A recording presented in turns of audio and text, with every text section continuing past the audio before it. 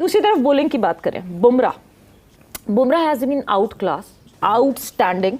और एक मज़े की बात यह है कि एक हमारे पास बॉलर हैं शाहीन शाह अफरीदी, जो इंजरी से वापस आते हैं और शाहीन शाह अफरीदी में वो स्पार्क हमें खत्म होता हुआ दिखता है। ये वेस्ट इंडीज की टीम अच्छी खासी थी इस वक्त, अगर कोई हल्की टीम नहीं थी। बुमराह 2.0 एक डिफरेंट किस्म का वेपन लगने लगते हैं। Looked so beautiful, so easy.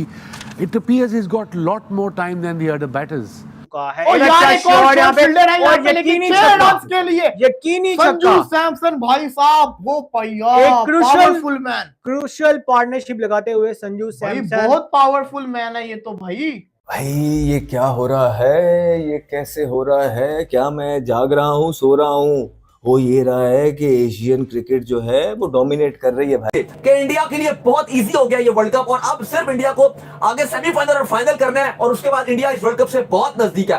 Bharat अब ये पुरानी भारत वाली टीम नहीं है, इसमें एक नया जज्बा है, और आप वहां से परफॉर्मेंस लेते हैं प्लेस से जहां से आप एक्सपेक्ट नहीं कर रहे होते, क्योंकि भारत को घर में हराना एक तरह से नामुमकिन सा टास्क हो गया। पेस और स्पिन को दोनों को अच्छा खेलते हैं, और देखिए उनका जो ऊपर वाले बैटर्स हैं वो हैं सारे स्ट्रोक मेकर्स, और वो हार्ड जाएंगे, क्योंकि अगर आप आईसीसी चैंपियंस ट्रॉफी की बात करें 50 ओवर्स की, तो तब भी जब रोहित शर्मा थे उनका एक ही था कि 10 ओवर्स में हमारा जो है 70-80 रन लगे होने चाहिए, क्योंकि ये कंडीशंस ऐसी हैं यूएई में इतने इजीली रन्स नहीं बनते जैसे आपका पावर प्ले खुलता है। तो वो 3 उन्होंने ऊपर ऐसे रखे हुए हैं कि जो जाके अटैक करें, पहले 6 ओवर्स की अच्छी यूटिलाइजेशन करें, अगर 2-3 आउट भी हो जाते हैं तो then they have someone who is experienced, have been playing for the national team। क्योंकि हम ये कह रहे थे कि साउथ अफ्रीका हरा सकता है इंडिया को, उसने हरा दिया, लेकिन अब जो है वो इंडिया के पास मैच हारने की कोई गुंजाइश नहीं है, और घर के दरवाजे खिड़कियां बचाने की कोई गुंजाइश नहीं है। ग्रुप मैचेस उन्होंने अपने जीते, और उसके बाद आज जिस तरह की परफॉर्मेंस है। लेकिन जब बुमराह आता है वो हमेशा, आप देख ले बुमराह किस टाइम उसको लेके आता है, जब वो विकेट लेता है। लेकिन हमारे फास्ट बॉलर्स की क्या ऐसी क्वालिटी थी या है कि जब बाबर शाहीन को लेके आया, या जब बाबर हारिस रऊफ को लेके आया, या जब बाबर नसीम शाह को लेके आया, विकेट्स दिलाएंगे?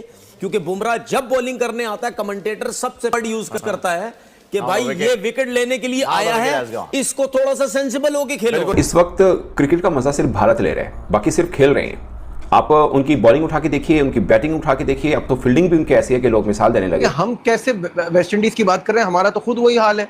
हम जब उनसे सीरीज हार जाते हैं, हम क्या वेस्ट इंडीज की क्रिकेट का रोना रोए? हमने भी तो एक पीक देखा, और अब हम ये हाल देख रहे हैं अपना। मेरा नहीं ख्याल है दुनिया में इस टाइम पे भारत के करीब भी कोई आ रहा है, और जो गेम प्लान्स वो बना रहे हैं, लाइक वो देख के ऐसा लग रहा है कि ये मॉडर्न डे क्रिकेट और कहां पे जाएगी। ये जिस तरह इन्होंने मारा है, जिस तरह इनकी बॉलिंग यूनिट ने परफॉर्म किया है, तो सारे खाने टिक हो जाते हैं इसमें, क्योंकि मुझे लगता है कि बॉलिंग अटैक पूरा है, स्पिनिंग अटैक पूरा है। इन्होंने तो बिल्कुल क्रिकेट को उस जगह लेके जा रही है भारत की टीम के पता नहीं आने वाले वक्तों में दूसरी टीमें क्या करेंगी। सैमसन भी शुएब आज उनको देखा हमने इन एट 45 बॉल में, और अगेन इनका जो नॉट कंपटीशन बट ऑब्वियसली जो एक है स्क्वाड में उनके पास जितेश हैं, ऑप्शन जो उनके पास अवेलेबल है, तो वो एक चलता रहता है कि कौन खेलेगा, that is a topic of discussion, but they are preferring him Sanju Samson को, और बड़ा अच्छा खेले आज। देखिए एक्सपीरियंस्ड हैं और बड़े टाइम से सर्कल में चल रहे हैं, और मुझे ये लगता है कि जब आप टफ कंडीशंस में जाएं तो वहाँ आपको एक्सपीरियंस्ड जो डिफरेंट कंडीशंस में खेले हों वो वैसे बैटर्स आपको चाहिए। पाकिस्तान के अगेंस्ट जो मैच हुआ था उसमें सूर्य कुमार खुद आए थे नंबर 3 पे, इनको बैटिंग नहीं मिली हुई थी, तो आज उनको भेजा गया। पेस और स्पिन को दोनों को अच्छा खेलते हैं, और देखिए उनका जो ऊपर वाले बैटर्स हैं वो हैं सारे स्ट्रोक मेकर्स, और वो हार्ड जाएंगे, क्योंकि अगर आप आईसीसी चैंपियंस ट्रॉफी की बात करें 50 ओवर्स की, तो तब भी जब रोहित शर्मा थे उनका एक ही था कि 10 ओवर्स में हमारा जो है 70-80 रन लगे होने चाहिए, क्योंकि ये कंडीशंस ऐसी हैं यूएई में इतने इजीली रन्स नहीं बनते जैसे आपका पावर प्ले खुलता है। तो वो 3 उन्होंने ऊपर ऐसे रखे हुए हैं कि जो जाके अटैक करें, पहले 6 ओवर्स की अच्छी यूटिलाइजेशन करें, अगर 2-3 आउट भी हो जाते हैं तो then they have someone who is experienced, have been playing for the national team, और उनके डोमेस्टिक जो सर्किट है वहाँ पर भी बहुत टाइम से खेल रहे हैं। तो आज उनकी बैटिंग जो है आई, 3 नंबर उनको भेजा, और उन्होंने उसका पूरा जो है फ़ायदा उठाया। 40 के बाद ज़रा हाँपना ज़्यादा शुरू हो गए थे, क्योंकि गर्मी बहुत थी, बहुत ज़्यादा ह्यूमिडिटी थी, और he was sweating the whole time, इसीलिए कुछ बॉल्स भी उनसे, बाउंड्री बॉल्स जो हैं वो 40 रन के बाद उनसे जो है वो मिस हुए। Welcome to Babar Hayat cricket show. ये इंडियन क्रिकेट टीम क्या T20 की टीम है भाई। एक जमाने में जो रोब और दबदबा और जो डरते थे लोग वो ऑस्ट्रेलियन क्रिकेट टीम का था, बट आज के जमाने में लगता है इंडियन क्रिकेट टीम का है। मैं ये कहते हैं T20 है जहां पर कोई भी बड़ी से बड़ी टीम जल्दी आउट हो जाती है, छोटी टीम से भी हार सकती है। बट ये कैसा है टीम इंडिया का कमाल के भाई टीम इंडिया हार रही भी नहीं है किसी टीम से, बट जिस तरह से जीत रही है और जितना मुसलसल जीत रही है भाई कमाल कर दिया है। बट असल जो आज वो कहते हैं ना शोला जलाया है संजू सैमसन ने, उसका जो है ना सब उसके बारे में देख रहे थे और सब उसके बारे में बात कर रहे हैं कि भाई जो संजू ने ऊपर से मोमेंटम दिया, जो संजू ने माहौल बनाया और फिर उसका जो नीचे रेप्लिकेट हुआ वो बड़ा इम्पैक्टफुल। और क्या आप संजू सैमसन मुसलसल खेलेंगे? बाबर भाई क्या कमाल की परफॉर्मेंस इंडिया की तरफ से। मैं कहता हूं किसको छोड़े बंदा और किस पर बात करे।